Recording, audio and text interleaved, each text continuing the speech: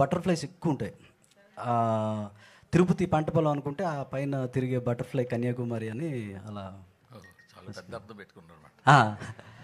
Hero గారు, ఏంటి మీరు ఎట్లా ఇది ప్రాజెక్ట్‌లోకి వచ్చారు? అసలు ఏంటి మీ బ్యాక్ డ్రాప్ ఏంటి? నేను యాక్చువల్లీ ఇంజనీరింగ్ చేశాను సార్. చాలామందిలాగా ఇంజనీరింగ్ వచ్చిన తర్వాత ఏం చేయాలి అని ఆలోచించడం అది. అయితే థియేటర్ చేస్తూ అలాగా ఇంజనీరింగ్ అయిపోయేసరికి నాకు ఒక క్లారిటీ వచ్చింది. నేనైతే దిస్ ఇస్ మై కాలింగ్, నేను యాక్టర్ అవ్వాలని చెప్పి. అప్పుడు నేను బెంగళూరు వెళ్ళి థియేటర్ చేశాను ఐ 4 థింక్ ఇయర్స్. ఐఐటీ కదా? IIT discontinued. డిస్కంటిన్యూ కాదు, పూర్తి చేశాను. బట్ పూర్తి చేసేలోపు అర్థమైపోయింది మనకి నేను యాక్టింగే చేయాలని చెప్పి. ఆ థియేటర్ చేసేవాడిని. తర్వాత బాంబేలో ఒక వెబ్ సిరీస్ చేశాను సార్. అండ్ దాని తర్వాత పూణే ఫిల్మ్ ఇన్స్టిట్యూట్లో నేను ట్రైనింగ్ తీసుకున్నాను. పాస్ అవుట్ అయ్యి నేను బయటకు వస్తున్న టైంలో నా జూనియర్ ఒకడు ఇలాగా కన్యాకుమారి సినిమాకి చూస్తున్నారు హీరో, యాక్టర్ అని చెప్పాడు నాకు.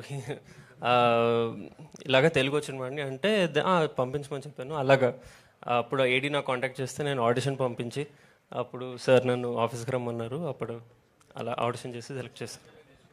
అక్కడ ఊళ్ళో వాళ్ళతో మాట్లాడి అక్కడ తిరిగి సెలెక్ట్ చేసిన తర్వాత వీళ్ళు ఇక్కడ ఒక 20 days వర్క్షాప్స్ చేశాను సార్. దాని తర్వాత మళ్ళీ శ్రీకాకుళం తీసుకెళ్ళిపోయి అక్కడ ఇల్లు అన్నీ తీసుకొని అక్కడ పెట్టి మళ్ళీ ఊర్లో తిప్పుతూ చేశాం.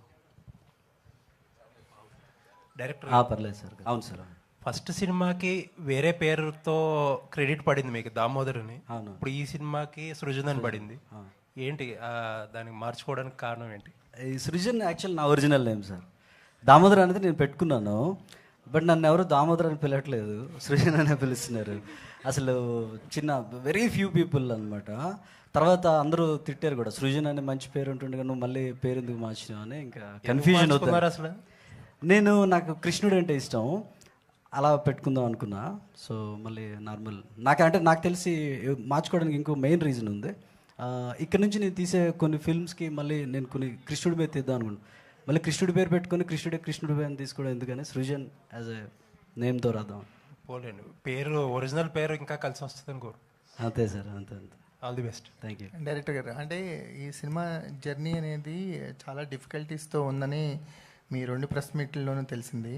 అంటే ఇన్ని డిఫికల్టీస్ మధ్యలో కూడా ఒక ఆర్గానిక్గా కథ చెప్పాలంటే మెంటల్గా చాలా స్ట్రాంగ్ ఉండాలి. ఎందుకంటే మీరే ప్రొడ్యూసర్ కాబట్టి మీకు చాలా అప్ అండ్ డౌన్స్ ఉండుంటాయి.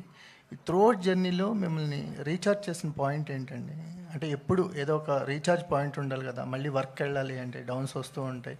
ఇక్కడ వరకు అంటే August 27న కన్యాకుమారిని మా వరకు తీసుకురావడానికి ఒక స్ట్రగుల్ ఉంటుంది కదా, దాన్ని ఎలా చూస్తారు? రీఛార్జ్ చేసింది అయితే మాత్రం సినిమా సీన్సే. సినిమా ఎప్పుడు చూసుకున్నా, ఎంత షూట్ చేసి అంత చూసుకున్నా ఆ ధైర్యం వచ్చేది. ఇప్పుడు ఇంతకుముందు కూడా చెప్పాం, ఎప్పుడు లో ఉన్న సినిమా ఎంతవరకు అయినా చూస్తే లేదు మంచి సినిమానే చేయాలి, ఇంకా చేయాలని వచ్చేది అనమాట. యాక్చువల్ సినిమా సీన్స్ వల్ల నాకు అది వచ్చింది. గీత్ గారు, సెకండ్ సినిమాతోనే టైటిల్ రోల్ చేయటం అనేది ఒక రేర్ ఆపర్చునిటీ, అంటే ఒక చాలా రెస్పాన్సిబిలిటీ ఉంటుంది. సో దీంతోపాటు ఈ సినిమా అనేది మీకు సినిమా యాక్టింగే కాదు, సినిమాకి సంబంధించిన అన్ని క్రాఫ్ట్ల గురించి బాగా తెలిసేలా చేసింది అనిపిస్తుంది.